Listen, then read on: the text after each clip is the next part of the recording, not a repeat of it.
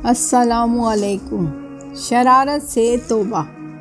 राजू की अम्मी ने इससे कहा, बत्तखों को परेशान मत करो मेरे बेटे, तुम बहुत बुरे लड़के हो, तुम्हारे दिल में ज़रा भी रहम नहीं है। राजू रोटी के छोटे छोटे टुकड़े करके बत्तखों को पुकारने लगा, आ आ आ। नन्ही बत्तखें गर्दन उठाए जैसे ही इसके पास पहुंची, इसने एक बच्चे की गर्दन पकड़ ली और इसे ऊपर उठाकर हवा में घुमाने लगा।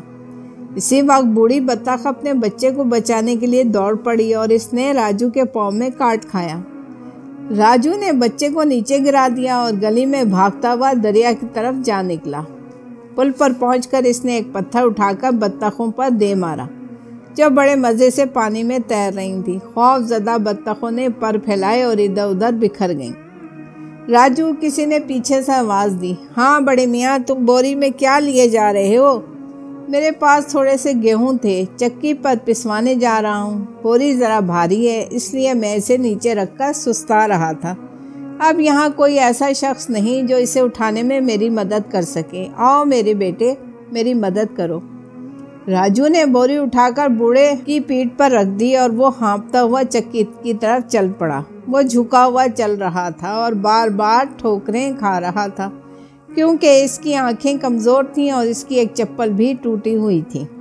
बजाय इसके कि राजू बूढ़े शख्स की बोरी उठाकर खुद चक्की तक पहुंचा देता, वो ये सोच रहा था कि इस बूढ़े को बेवकूफ़ कैसे बनाया जाए।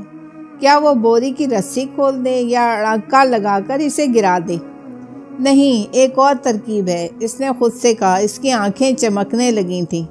इसने जेब से चाकू निकालकर खोला और बूढ़े की तरफ दौड़ पड़ा। वो दबे पांव इसके करीब गया और चाकू से बोरी काट डाली। गेहूं के दाने सुरख चश्मे की तरह बूढ़े के पीछे गिर रहे थे और इसे खबर तक ना हुई। चक्की तक पहुंचते इसकी बोरी खाली हो गई। चूड़ियों का गोल जमा हो गया और दाने चुगने लगा।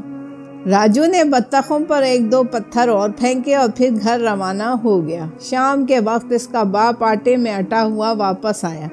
खाने की मेज़ पर राजू की माँ ने पूछा, चक्की पर कोई ख़ास बात तो नहीं हुई? बाप ने जवाब दिया, हाँ हुई।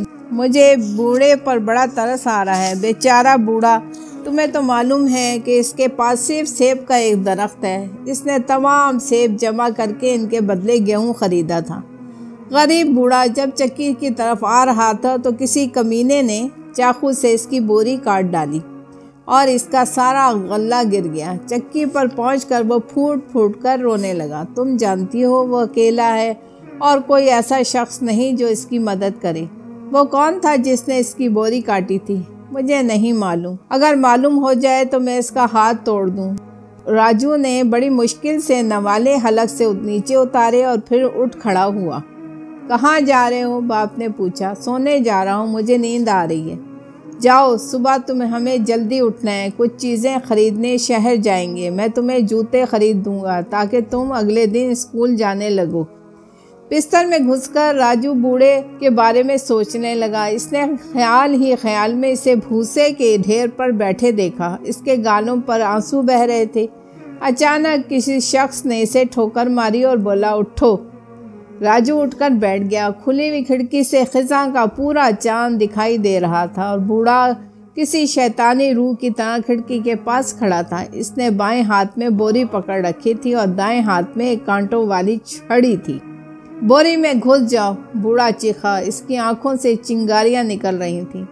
राजू ने लरस कर कहा, क्यों? वो बोरी के अंदर नहीं घुसना चाहता था, लेकिन जब इसने बूढ़े की छड़ी देखी तो चुपचाप इसमें घुस गया।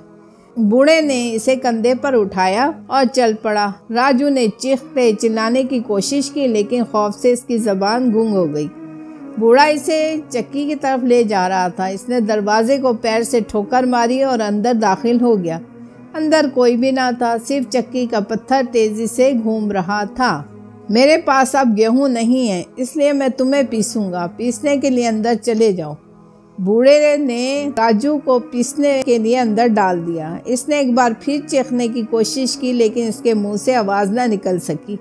वो गूंगा हो गया था। चक्की ने इसे 1 मिनट में पीस डाला। बूढ़े ने सर हिलाते हुए कहा, अफसोस, इस लड़के से आटे के बजाय सिर्फ भूसा निकला। इसने पिसे हुए भूसे को बोरी में भरा और अपने घर ले गया। बत्तखों ने इसे देखा तो वो दौड़ी दौड़ी आई। हम भूखी हैं, वो चिल्लाई।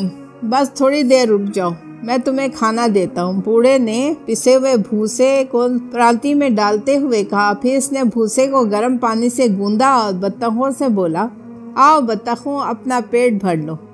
राजू ने एक बार फिर चीखने की कोशिश की, लेकिन इसके मुंह से आवाज़ न निकली क्योंकि इसका मुंह ही नहीं था। और फिर वो एकदम हड़बड़ाकर उठ बैठा। इसका बदन पत्ते की तरह कांप रहा था। इसने थोड़ा सा पानी पिया और जब इसे यकीन हो गया कि वो जिंदा है तो उठकर हाथे की तरफ चला गया। वहाँ इसका बाप गाड़ी जोत रहा था। राजू ने कहा, अब्बू, क्या एक जोड़ी जूतों की कीमत से 1.5 मन गेहूँ खरीदा जा सकता है? हाँ, इसके बाप ने जवाब दिया। लेकिन तुम क्यों पूछ रहे हो? इसलिए कि कल शाम बूढ़े की बोरी मैंने ही काटी थी। मैं जूते नहीं खरीदूंगा, आप इसके बदले बूढ़े के लिए 1.5 मन गेहूँ खरीद लीजिए। मैं नंगे पाँव भी स्कूल जा सकता हूँ। बाप ने बेटे के सर पर हाथ फेरते हुए कहा, बेटे, मुझे मालूम था तुम्हारा दिल बुरा नहीं है, तुम अपने किए पर ज़रूर पछताओगे। चलो शहर जाने की तैयारी करो, बड़े मियाँ की फ़िक्र मत करो। कल रात मैंने इसकी बोरी अपने आटे से भर दी थी। सुभान अल्लाह।